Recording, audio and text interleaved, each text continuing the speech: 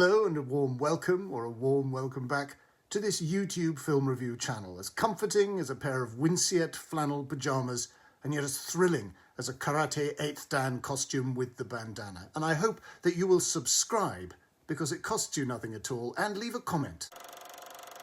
Emerald Fennell cranks up the high campery for Wuthering Heights, in inverted commas, reinventing Emily Bronte's story of Cathy and Heathcliff on the windswept Yorkshire moor as a 20-page fashion photo shoot of relentless silliness, with bodices ripped to shreds and a saucy slap of BDSM. Cathy, played by Margot Robbie, at one stage heads off secretly to the moor for a bit of hilarious self-pleasuring, although sadly there are no audaciously intercut scenes of Heathcliff, played by Jacob Elordi, simultaneously doing the same solo thing hunched over his pumping fist in the stable while muttering gruffly in that Yorkshire accent of his. What should you do, Heathcliff, if you were rich?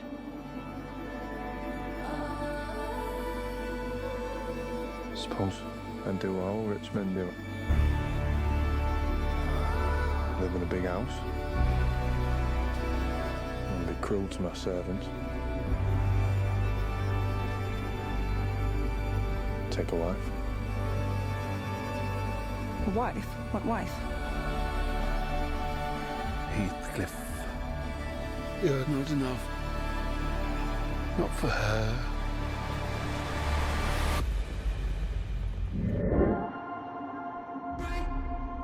Heathcliff is gone. You must accept it.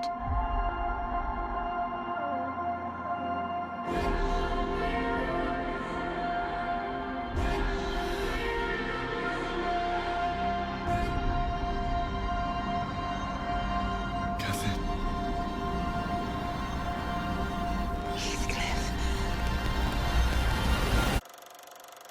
Cathy is a primped belle, quivering in the presence of Heathcliff, a moody, long-haired, bearded outsider, as if Scarlett O'Hara were going to melt into the arms of Charles Manson. Although he does get substantially Darcyfied up later on, rocking a shorter and more winsome hairstyle, his gossamer-thin shirt never dry. As a child, young Cathy Earnshaw, played by Charlotte Mellington, is a pert miss, indulged by her roistering old twinkly-eyed squire of an ad, in which role Martin Clunes pretty much pinches the whole film. Fennell incidentally abolishes the character of Cathy's elder brother Hindley from the book, along with his wife and son, reassigning Hindley's ruinous boozing and gambling to the father, and Fennell also, in line with traditional adaptations, loses the next-gen second half of the novel about Cathy, Hindley and Heathcliff's grown-up children.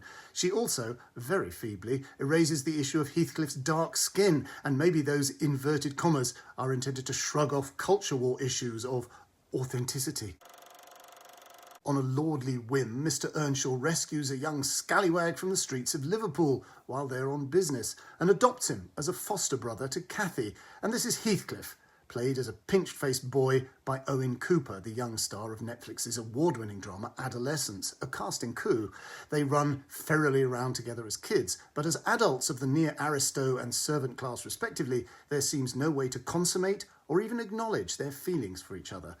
The family's fortunes being in dire straits, Cathy marries the wealthy milquetoast neighbour Edgar Linton, played by Shahzad Latif, thus breaking Heathcliff's heart, and he storms off, returning wealthy after a few years, and he has a passionate affair with Cathy, who hears the truth, finally, about why he left. When he ends up spitefully marrying Edgar's simpering sister, played by Alison Oliver, amusingly channeling Sophie Thompson, Fennell makes light of his cruelty to her by reinventing her as a smirking sub. As for the all-knowing housekeeper Nellie Dean, played here by Hong Chow, she is the trickiest figure in the book, the person through whose eyes almost all the action is seen, and Nellie is English literature's uncrowned queen of the unreliable narrators, the deadpan witness instigator of the central catastrophic misunderstanding which destroys Heathcliff and Cathy's happiness.